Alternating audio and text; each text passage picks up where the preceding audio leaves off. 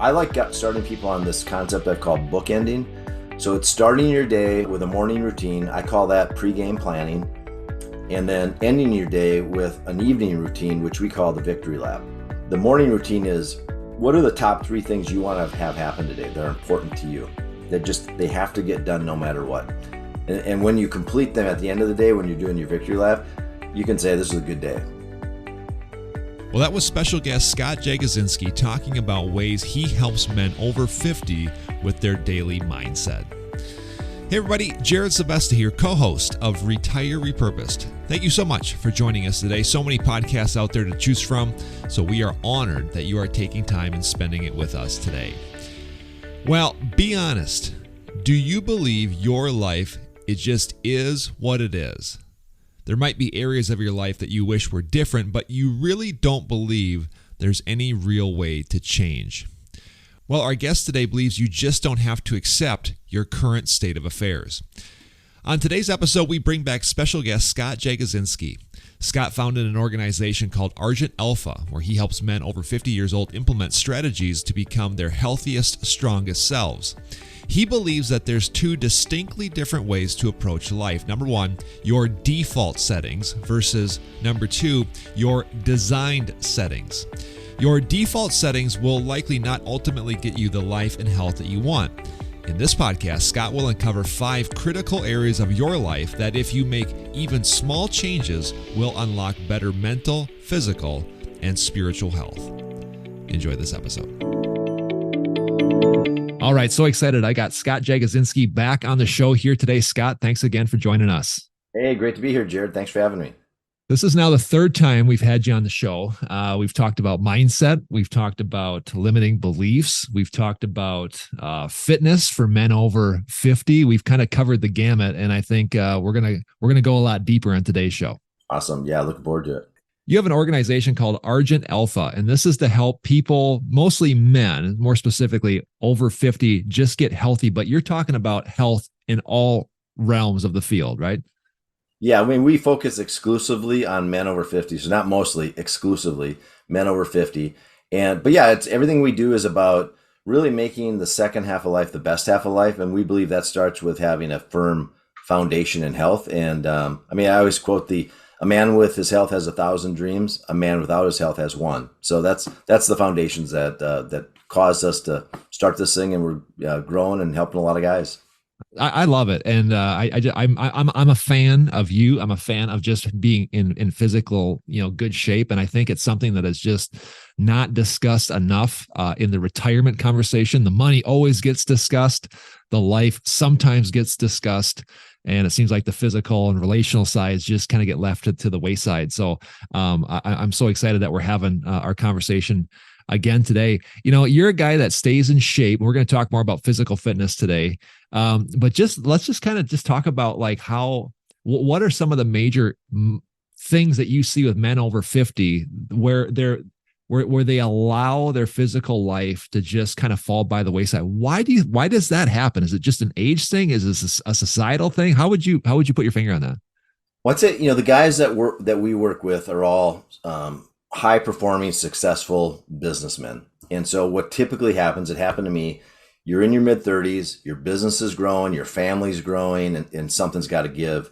And this sort of insidious thing happens year after year. It's subtle. It creeps up on you. You get into sort of a rut with your fitness and things just go down. Now, I never got off the rails. I didn't gain 100 pounds or do anything crazy like that. But, right now, my healthy weight is around 200 to 205 pounds. I think I got up to 225. But it really wasn't the weight. It was just more like I felt like I was getting soft, loose in the cage, losing my edge, losing my mojo. And that really hit me like about my mid to late 40s. And so that window of time, and I would argue most men in that window don't listen because they're too busy growing and creating. And so that's why the 50 is kind of the magic mark. It's like, you're whether you're at the halfway mark or not, it's a time to pause. And so it happens to almost everybody. You're an exception. I mean, you're not quite to that number yet. You're in great shape, so you're bucking the trend. But it happens to a lot of guys. They fall into that trap. I can see how it just happens over time. My story. I used to be a college athlete, so I played college basketball till I was 23 years old, and still ate like a college athlete once I got into my mid and upper 20s. And all of a sudden I woke up and I was 255. By the way, I sit just under 200 now. And I'm 6'6", but that was it can get away from you really fast. Mm-hmm. And I think as you get older, it's harder to buck the trend and get back. But I think you would be an advocate that no matter what age you are, it's never too late to buck some of these trends and try to make some changes. Yeah, well, I mean, some of my guys kind of laugh at my pithy statements that I always go to, but one of them is, it's never too late until it is. And so, the guys have these pattern interrupts. Everybody's had a friend who's dropped dead from a heart attack. They've got that cancer diagnosis. So there is a point where it is too late. So if you don't get a pattern interrupt, and I hope you don't, create your own pattern interrupt and start making the change. So, because it's coming, man. And create your own pattern interrupt. That's one of the messages I'd send to your audience today is, if make it happen for you versus happening to you. Yeah, that's a good point, because again, it's not about necessarily longevity. I mean, longevity is important. I mean, obviously we all want to live a long time, but I want to feel good. Like I want to be engaged. I want to be able to move around. I don't want to hurt. And there's just some of that that's just naturally going to come. But I would say, I'm at the recording of this podcast, I'm almost 45 years old. I'm not old, but I'm also not young. And when I'm going through seasons where I feel like I'm taking my health seriously, I just feel better. I don't know how else to say it. I feel better mentally. I feel better spiritually. There's just no negative side effects to just really taking your physical health seriously. Well, I think a lot of your audience is in that pre-retirement or maybe retired. And so you've worked your life, built up this nest egg, and then for what? To go into scarcity mode and live in a cave and not live your life. To me, it's like that. Just the overall retirement model is isn't about what it should be. It's about scarcity. Don't run out of money. Hey, be happy getting 4%. There's all these things that are just like, well, man, I lived my whole life living the opposite of that. Taking risks, growing, learning, being curious. Why would I stop being that guy? So the whole retirement sort of ethos has always been something that I think has been backwards. And I get it. You may shift out. You may not be in the earning mode. You may be living off assets. So you got to take some smart steps to protect yourself. But I think your mindset, the more you embrace a growth mindset in the second half of life just gets better. And I'm seeing it with, 4 dozen guys right now who are all doing this, and they're leaning into life in their 50s and 60s. Great. Well, I think it's a great message, and I appreciate even that statement, because I think a lot of people listening don't believe that, and so we're here to kind of bust some myths, even on today's show. We're titling today's show "Default versus Design." This is a part of your program and kind of some steps that you walk your clients and your men through. But let's just kind of intro high level. What do you mean by default versus design? Yeah, so we all have standards in our life, whether we realize it or not, and they tend to be default standards. So you get up at a certain time of day. That's a standard. You eat meals a certain way. You have a standard. You deliver if you're working, you work a certain way to a standard. You either work out or don't. That's a standard. And so for most of us, default standards tend to cause us to drift away from our best self. We're not going to optimize performance based on default standards. So the whole idea is like, well, let's design them then. What needs to be true to be a high performing, optimal human being, especially for me, for my guys, for men over 50. And so we design standards in 5 key areas. And then as guys capture those and they become habits, we raise the standards. And so that's really you distilled everything down of what we do in Argent Alpha. It's creating design standards and making them non-negotiable. You had said that the default design is really designed, so to speak, to sabotage us, or it does sabotage us. Give us some examples of that. So, I mean, the example I gave, the mid-30s guy going into his 50s, he just gets into a rut, habits develop, it just becomes a new normal. And I think that carries over into your 50s. So let's just pick mindset. So if you don't have a designed mindset of setting intentions, having goals, working towards your future self, you tend to fall into that trap of scarcity and I'm getting old. You start telling yourself different stories of what you can't do versus what you can do. You get in a little bit of the glory days or good old days. And I mean, Condoleezza Rice said, never be the former anything. And so I love that quote because I've met a lot of guys. Hey, what do you do? And they'll talk about what they used to do. And I said, no, no. What do you do right now? It's great what you did. We all did things. We all have a past, and I think that's the shift that you can make that when you start designing your life, designing standards, creating a future self. I think that's huge, and I'm glad you brought that up because I think that so many people they think that their best age or their best season of life was in the past, or if they're younger, perhaps they may think it's in the future, and that's just not the case. I mean, we could all argue over what's the most optimal age. Well, the most optimal age is whatever age you are right now. So take what you have and be as intentional with it as you can. Let's go through some of these five things. You mentioned the first one already, but let's kind of break this one down a little bit more. The first of 5 areas that you focus on is mindset. We've talked about that at length already on some of the shows, but I mean, we can't talk about it enough. Scarcity is the default. Scarcity is really what life teaches us to do. How do we start to shift that? Where do you start when you have somebody that's over 50 and you can see this mindset by what they say or how they think? Where do you begin to try to break that down and shift it? Yeah, that's a great question. I mean, I think it all starts with having an awareness of what a fixed mindset is versus a growth mindset. So Carol Dweck, Dweck, she wrote a book called Mindset. And a fixed mindset is this is just the hand I'm dealt. It's kind of cast in stone. I am what I am, and whatever my life is, it is. A growth mindset is you believe you're capable of learning new things, adapting, changing, and growing. And so I think when I talk to guys, one, I always joke like nobody contacts me who's in a fixed mindset because they don't believe it's going to work. So I only get neutral plus to growth mindset guys. Mm-hmm. And so, but within that, they have a belief like, hey, maybe there is a better future in front of me. Maybe I can get back to performing at a higher level. And so that I think that's where it starts, Jared, is if you believe that you have it, if Henry Ford had a quote that summarizes whether you think you can or can't, either way, you're right. Mm-hmm. So it starts with that. So if you think you can, you're absolutely right. If you think you can't, you're absolutely right. I've heard it described as abundant. You talk about, fixed versus growth, scarcity versus abundance. I mean, we're kind of speaking the same language depending on what book you read or who you're listening to. I've heard it explained that abundance really is a mindset because we always want to tie growth and abundance to finances, which may or may not be true.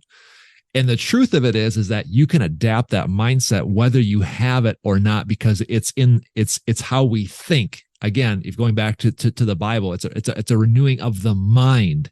And once you start adapting that mindset and you start thinking differently, now all of a sudden are you kind of putting in the motion for that to come to kind of be manifested into the physical? How do you articulate that kind of that pathway of thought? Yeah, I think a couple thoughts in that. One, I agree with you. I think these concepts are related. And I think when you associate with other people who are further ahead in the journey with you, it's just going to lift your boat. So every guy in Argent Alpha is at some level just a positive, growth oriented, I'm going to make it happen kind of guy. And so that band of brothers just helps. So whoever the weakest link is, they're way better being in that group. And I always joke, like, I never want to be the lead dog. I want to be the guy chasing taillights because that's how I'm going to get better. And so I think that's a big part of it. So being aware that who you hang out with is going to affect your mindset. If you're around a bunch of people who are talking about, more of a victim mindset and all the negative things, and it's like you're going to get dragged. It's almost impossible to really overcome that. So I think who you hang out with, that's a big thing. And then you got to practice this. This is a muscle to build. So, and you can go from a fixed to a growth mindset. It's not easy, but like anything, I did a post today on this about basically something's greater than nothing. So putting points on the board every day intentionally into things that are important to you, that plays into this whole idea of creating standards. So let's just say I'll give you a backup, and should I just go through each one of the standards real quick and we can dive? Yeah. So we call it the Alpha 5. So these are 5 standards that when you set standards in these areas and follow them and then increase them over time, your health's going to improve, your body fat's going to drop, you're going to get stronger, your biological age is going to reverse. So you're on a cellular level, you'll be younger than your chronological age. And that gets into, you mentioned lifespan or health or long, how long you live. That's the concept of health span, how well you live. And so 5 areas: mindset's number one, sleep is number two, nutrition's number three, fitness is number four, and hydration's number five.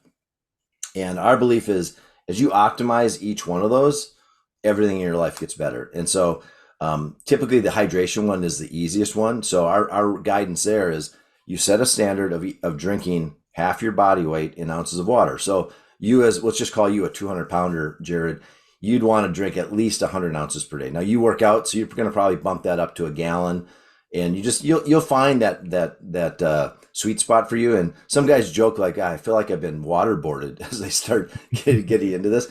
And that's because like 75% or so of Americans are chronically dehydrated. So that's one of the things where if you're not hydrated, it sounds simple, like, well, drink water, that's a standard. Yeah, because you're probably dehydrated.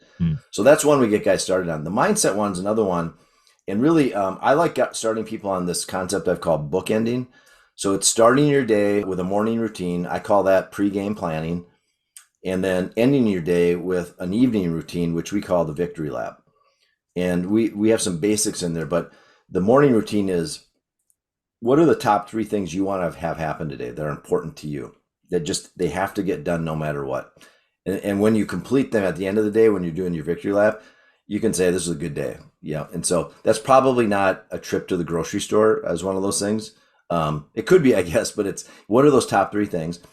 And then when you get guys journaling, they'll then maybe review their future self. Like, why are they doing this? They'll look at what do they need to do in the rest of their Alpha 5. And so the minimum, though, is what do you need to have happen today? Set an intention for it. The victory lap is kind of fun because you're writing down all the wins from the day. And sometimes the wins are, I took the dog for a walk. It's like, hey, something had to go right. Even if it was a total crappy day, what are some wins?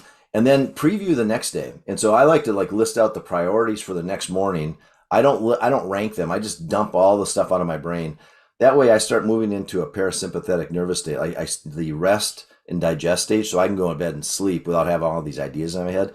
So my journal, I mean, you can't see it, but I'm holding it up for the camera, is just filled with notes. And a lot of this is just stuff I'll look at the next morning and then I'll prioritize. But the whole idea of bookending is I start and end each day with something I can control. And it's a positive, growth-oriented experience.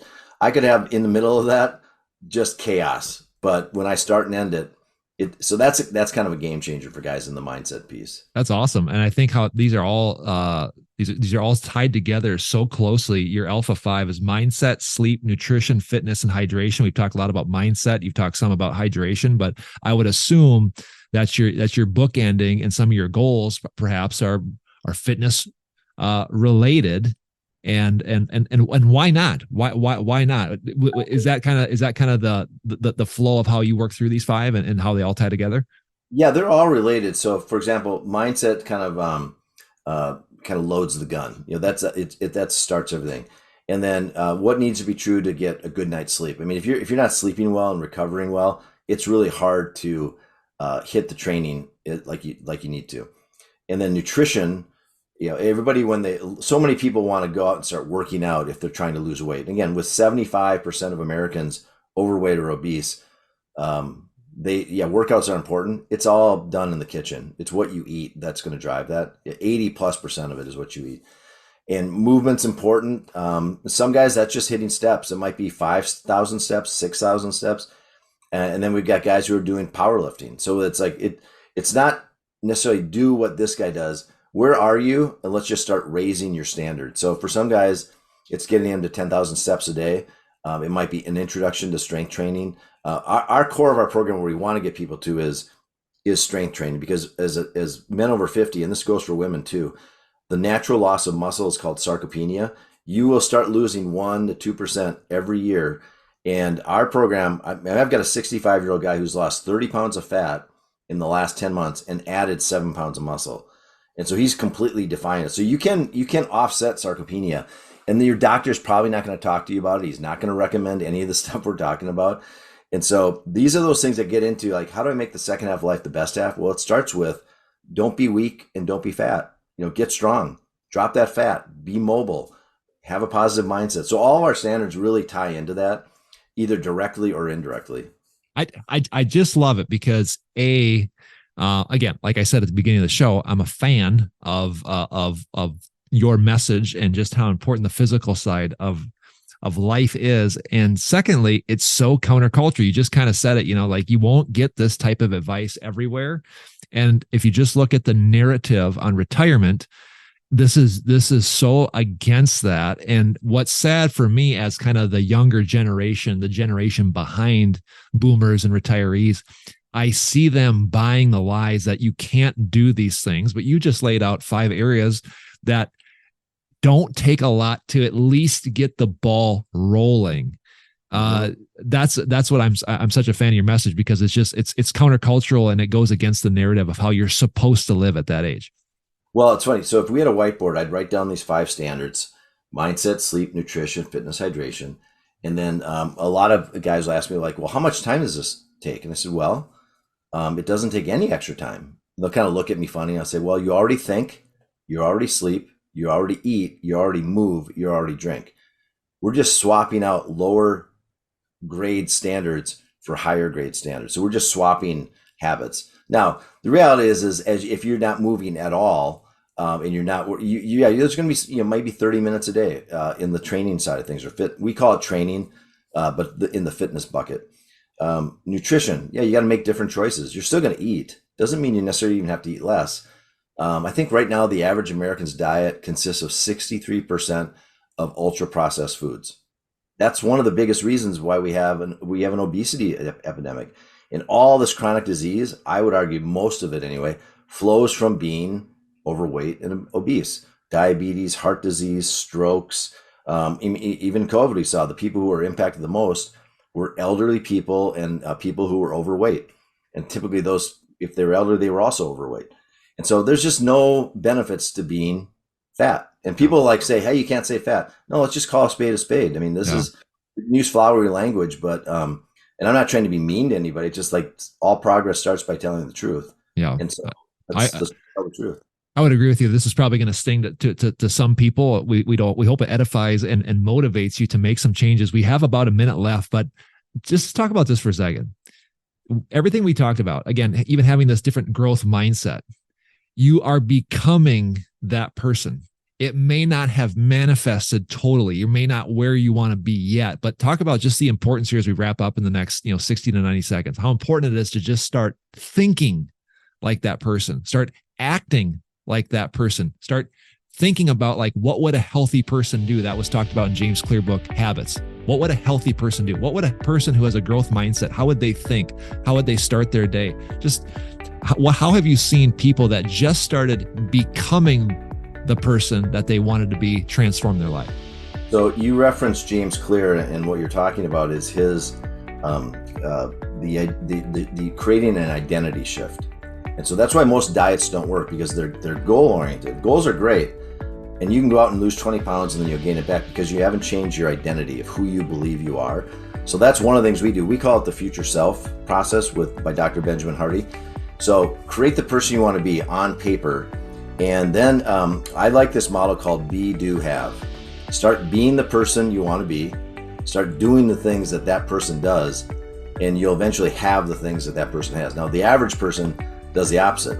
Once I have this, then I'll start doing these things, and then I'll be that person. Well, guess what? Never happens. Never starts. You just got to start being that person. And so yeah, if you're 40 pounds overweight, start modeling the behavior of that person who's not 40 pounds overweight.